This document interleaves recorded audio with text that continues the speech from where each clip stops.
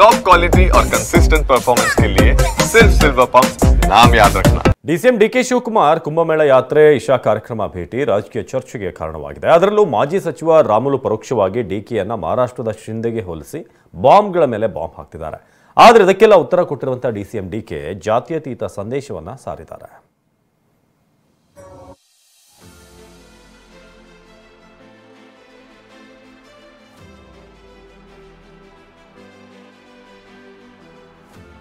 ಕುಂಭಮೇಳದಲ್ಲಿ ಪುಣ್ಯ ಸ್ನಾನ, ಇಶಾ ಫೌಂಡೇಶನ್ ನಲ್ಲಿ ಶಿವ ಧ್ಯಾನ. ಡಿಕೆ ಶಿವಕುಮಾರ್ ಇಟ್ಟ ಈ ಎರಡು ಹೆಜ್ಜೆ ಕಾಂಗ್ರೆಸ್ ಮತ್ತು ಬಿಜೆಪಿಯಲ್ಲಿ ಹೊಸ ವ್ಯಾಖ್ಯಾನಕ್ಕೆ ನಾಂದಿ ಹಾಡಿದೆ. ಧಾರ್ಮಿಕ ಆಚರಣೆಗಳ ಮೇಲೆ ಡಿಕೆ ಇಟ್ಟಿರೋ ಅಗಾಧ ನಂಬಿಕೆ ನಾನಾ ಅರ್ಥಕ್ಕೆ ವೇದಿಕೆ ಕಲ್ಪಿಸಿಕೊಟ್ಟಿದೆ. ಆದ್ರೆ ಇದನ್ನೆಲ್ಲ ಸಮರ್ಥಿಸಿಕೊಳ್ತಲೇ ಕೌಂಟರ್ ಕೊಟ್ಟ ಡಿಕೆ ಜಾತ್ಯತೀತತೆಯ ಸಂದೇಶ ಸಾರಿದ್ದಾರೆ.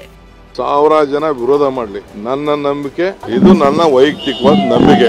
ನೀರಿಗೆ ಏನಾದ್ರು ಜಾತಿ ಇದೆಯಾ? ಇಶಾ ಕಾರ್ಯಕ್ರಮದಲ್ಲಿ ಭಾಗಿಯಾಗಿದ್ದಕ್ಕೆ ಟೀಕೆ, ಸೆಕ್ಯುಲರ್ ಸಂದೇಶ ಕೊಟ್ಟ ಡಿಕೆ. ಒಂದೇ ಮಾತಿನಲ್ಲಿ ಎರಡು ದಾಳ ಉರುಳಿಸಿ ಜಾತ್ಯತೀತ ಅಸ್ತ್ರ ಹೂಡಿದ್ರ ಡಿಸಿಎಂ. 1000 ಜನ ವಿರೋಧ ಮಾಡಲಿ, ನನ್ನ ನಂಬಿಕೆ, ನನ್ನ ಕ್ಷೇತ್ರದಲ್ಲಿ 99% ಬ್ರಾಹ್ಮಣರು ನನ್ಗೆ ಓಟ್ ಹಾಕ್ತಾರೆ. ಗೊತ್ತಾ ನಿಮ್ಗೆ? 99% ಬ್ರಾಹ್ಮಣ್ಸ್ ನನ್ನ ಕ್ಷೇತ್ರದಲ್ಲಿ ಓಟ್ ಹಂಗಾರೆ ಬ್ರಾಹ್ಮಣರೆಲ್ಲ ಬಿಜೆಪಿ ಅಂತ ಮಾಡ್ಬಿಡಕ್ಕಾಗ್ತದ? ಹೈಕಮಾಂಡ್ ದೊಡ್ಡ ಲೀಡರ್ಗಳಿಗೆಲ್ಲ ನಾನು ಉತ್ತರ ಕೊಡಕ್ ಹೋಗಲ್ಲ. ಯಾರು ಟ್ವೀಟ್ ಮಾಡ್ತಾರೆ, ಯಾರು ಮಾಡ್ತಾರೆ ಅನ್ನೋದಕ್ಕೆಲ್ಲ ನಾನು ಉತ್ತರ ಕೊಡಕ್ ಹೋಗಲ್ಲ. ಇದು ನನ್ನ ವೈಯಕ್ತಿಕವಾದ ನಂಬಿಕೆ. ಕುಂಭಮೇಳ ಯಾರು ಕುಂಭಮೇಳಕ್ಕೂ ಇದಕ್ಕೂ ಏನ್ ಸಂಬಂಧ? ಏನ್ ನೀರಿಗೆ ಏನಾದ್ರು ಜಾತಿ ಇದೆಯಾ? ಗಾಳಿಗೆ ಜಾತಿ ಇದೆಯಾ? ಅಲ್ಲೂ ನೀರು 3 ಜಾಗ ಸೇರ್ತು. ಇಲ್ಲಿ ಟಿ ನರಸೀಪುರಕ್ಕೆ ಹೋಗಿದ್ನಪ್ಪ. ಅಲ್ಲ ರೀ, ನಾನು ಯಾಕೆ ಬೇರೆ ಧರ್ಮಕ್ಕೆ ಹೋಗ್ಲಿ? ಬಟ್ ನನಗೆಲ್ಲಾ ಧರ್ಮದ ಬಗ್ಗೆನೂ ಪ್ರೀತಿ ಇದೆ, ನಂಬಿಕೆ ಇದೆ. ನನಗೊಂದು ನಂಬಿಕೆ ಇದೆ, ಮಾನವ ಧರ್ಮಕ್ಕೆ ಜಯವಾಗಲಿ, ಧರ್ಮದಿಂದನೇ ವಿಶ್ವಕ್ಕೆ ಶಾಂತಿ ಅನ್ನೋ. ನಮ್ಗೇನು ಗೊತ್ತು ಯಾರು ಅರ್ಜಿ ಹಾಕೊಂಡು ಯಾವ ಧರ್ಮದಲ್ಲಿ ಹುಟ್ಟಬೇಕು ಅಂತ? ಯಾರು ಅರ್ಜಿ ಹಾಕೊಂಡಿದಾರಾ? ಕರ್ನಾಟಕದಲ್ಲಿ ಯಾರು ಶಿಂದೆ ಕಾದು ನೋಡಿ ಎಂದ ರಾಮುಲು. ಡಿಕೆ ಬಿಜೆಪಿಗೆ ಹತ್ತಿರವಾಗ್ತಿದ್ದಾರೆ ಎಂಬ ಚರ್ಚೆಗೆ ಡಿಕೆ ತೆರೆ ಎಳೆದಿದ್ದಾರೆ. ಆದರೆ ಬಿಜೆಪಿ ನಾಯಕರು ಮಾತ್ರ ಕರ್ನಾಟಕ ಶಿಂದೆಯಾಗಬಹುದು ಅಂತ ಭವಿಷ್ಯ ನುಡಿತಿದ್ದಾರೆ. ಮಹಾರಾಷ್ಟ್ರದಲ್ಲಿ ಹಂಗೆ ಯಾವ ರೀತಿಯಲ್ಲಿ ಪ್ರಾರಂಭ ಆಯ್ತೋ ಕರ್ನಾಟಕದಲ್ಲಿ ಕೂಡ ಇನ್ನೊಂದು ಶಿಂದೆ ಫಿನಾಮ ಪ್ರಾರಂಭ ಆಗ್ಬೋದು ಅನ್ನೋಂಥದ್ದು ನಾವೆಲ್ಲರೂ ಕೂಡ ಕಾಣ್ತಾ ಇದ್ವಿ. ನೋಡೋಣ, ಮುಂದಿನ ದಿನಗಳಲ್ಲಿ ಎಲ್ಲವನ್ನು ಕೂಡ ನೋಡ್ತೀವಿ.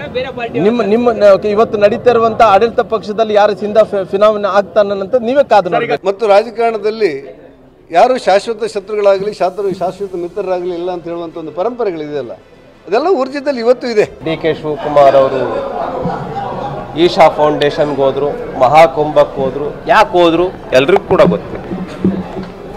ಕೂಡ ಗೊತ್ತಿದೆ. ಸಿದ್ದರಾಮಯ್ಯ ಅವರಿಗೆ ನಾನು ಒಂದು ಥ್ರೆಟ್ ಕೊಡಬೇಕು ಅನ್ನೋ ಕಾರಣಕ್ಕೆ ಹೋಗಿರ್ತಾರೆ. ಯಾರಿಗೆ ಥ್ರೆಟ್ ಅಂತ ಗೊತ್ತಾಗುತ್ತೆ. ಬೆದರಿಕೆ ತಂತ್ರನೂ ಆಯಿತು, ಹಿಂದೂ ಹೋಟ್ಗಳನ್ನು ಸೆಳೆಯುವಂಥ ತಂತ್ರನೂ ಇದ್ರಾಗಿರ್ಬೇಕು. ಎಲ್ಲ ಮಾಸಾಗಿ ಬಿ ಜೆ ಪಿಗೆ ಹೋಗಬಾರ್ದು, ನಾವು ಹಿಂದೂಗಳು ಓದಿ ಹೊತ್ತನೋ ಅಂತದನ್ನು ತೋರಿಸ್ಲಕ್ಕ ಆ ರೀತಿ ರಾಜಕೀಯ ತಂತ್ರ ಇರಬೇಕು. ಹೃದಯದಿಂದ ಬಂದಿರತಕ್ಕಂಥ ಪ್ರೀತಿ ನನಗೇನು ಕಾಣಂಗಿಲ್ಲ. ನಾಟಕೀಯವಾಗಿ ಅವ್ರ ಹೈಕಮಾಂಡ್ ಹೆದರಿಸ್ಲಾಕ, ಇಲ್ಲಿ ಲೋಕಲ್ ಅವ್ರಿಗೇನು ವಿರೋಧದಾರ ಅವ್ರನ್ನ ಬಾಯಿ ಮುಚ್ಚಲಾಕ ಮಾಡಿರ್ತಕ್ಕಂಥ ತಂತ್ರ ನನ್ನ ನಿರೀಕ್ಷೆ. ಬಿಜೆಪಿ ಹೊಸ ಕ್ರಾಂತಿಯ ಭವಿಷ್ಯ ನುಡಿತಿದೆ. ಆದರೆ ಅದೆಲ್ಲ ಕನಸು ಅಂತ ಕೈಪಡೆ ಕೌಂಟರ್ ಕೊಟ್ಟಿದೆ. ಏನು ಡಿ ಕೆ ಶಿವಕುಮಾರ್ ಅವರು ಬಿಜೆಪಿಗೆ ಹೋಗ್ಬಿಡ್ತಾರೆ, ಡಿ ಕೆ ಶಿವಕುಮಾರ್ ಅವರು ಬಿಜೆಪಿ ಹೋಗ್ತಾರೆ. ಡಿ ಕೆ ಶಿವಕುಮಾರ್ ಬ್ಲಡ್ಡಲ್ಲೇ ಕಾಂಗ್ರೆಸ್, ಆ ಪ್ರಶ್ನೆನೇ ಉದ್ಭವ ಆಗಲ್ಲ.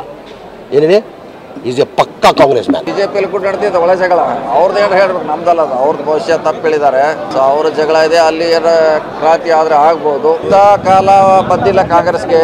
ಸಂಪೂರ್ಣವಾದ 5 ವರ್ಷ ಕಾಂಗ್ರೆಸ್ ಸರ್ಕಾರ ಸಿದ್ದರಾಮಯ್ಯ ಇರ್ತದೆ. ನೋಡೋಣ, ಅಲ್ಲಿಗೆ ಕಾದು ನೋಡೋಣ. ಖಾಸಗಿ ಕಾರ್ಯಕ್ರಮ ಹೋಗಿರ್ಬೋದು.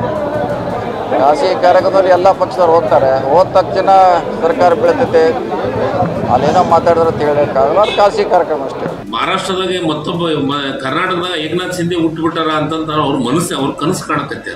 ಅವರು ಮತ್ತೆ ನಮ್ಮದು ಸರ್ಕಾರ ಬರ್ತೈತೆ, ಸರ್ಕಾರ ಆಗತ್ತಾ ಅನ್ನೋದನ್ನು ಕನಸು ಕಾಣಕತ್ತಾರೆ ಬಿಜೆಪಿ. ಅದಕ್ಕೆ ಅವ್ರ ಕನಸು ನನಸಕ್ಕೆ ಸಾಧ್ಯ ಇಲ್ಲ. ಕ್ಷಿಪ್ರ ಬೆಳವಣಿಗೆ ಎಂದ ವಿಜಯೇಂದ್ರಗೆ ಜಮೀರ್ ಕೌಂಟರ್. ಡಿಕೆ ನಡೆ ವಿಚಾರವಾಗಿ ನಿನ್ನೆ ಮಾತನಾಡಿದ ಬಿವೈ ವಿಜಯೇಂದ್ರ ರಾಜ್ಯದಲ್ಲಿ ಕ್ಷಿಪ್ರ ಬೆಳವಣಿಗೆ ಆಗುತ್ತೆ ಅಂದಿದ್ರು. ಇದಕ್ಕೆ ಕೌಂಟರ್ ಕೊಟ್ಟ ಜಮೀರ್ ಅಹ್ಮದ್ ಬಿಜೆಪಿಯವರು ಹಗಲುಗನಸು ಕಾಣ್ತಿದ್ದಾರೆ ಅಂದಿದ್ದಾರೆ. ಇದರ ಬೆನ್ನಲ್ಲೇ ಅಮಿತ್ ಶಾ ಜೊತೆ ಡಿಕೆ ಪ್ರತ್ಯಕ್ಷವಾಗಿದ್ದಕ್ಕೆ ಏನೆಲ್ಲ ರಾಜಕೀಯ ಚರ್ಚೆಗಳು ಶುರುವಾಗಿತ್ತು. ಆದರೆ ಚರ್ಚೆಗೂ ಬಿಜೆಪಿಗೂ ಸಂಬಂಧವಿಲ್ಲ ಅಂತ ವಿಜಯೇಂದ್ರ ತೆರೆ ಎಳೆಯೋ ಪ್ರಯತ್ನ ಮಾಡಿದ್ದಾರೆ.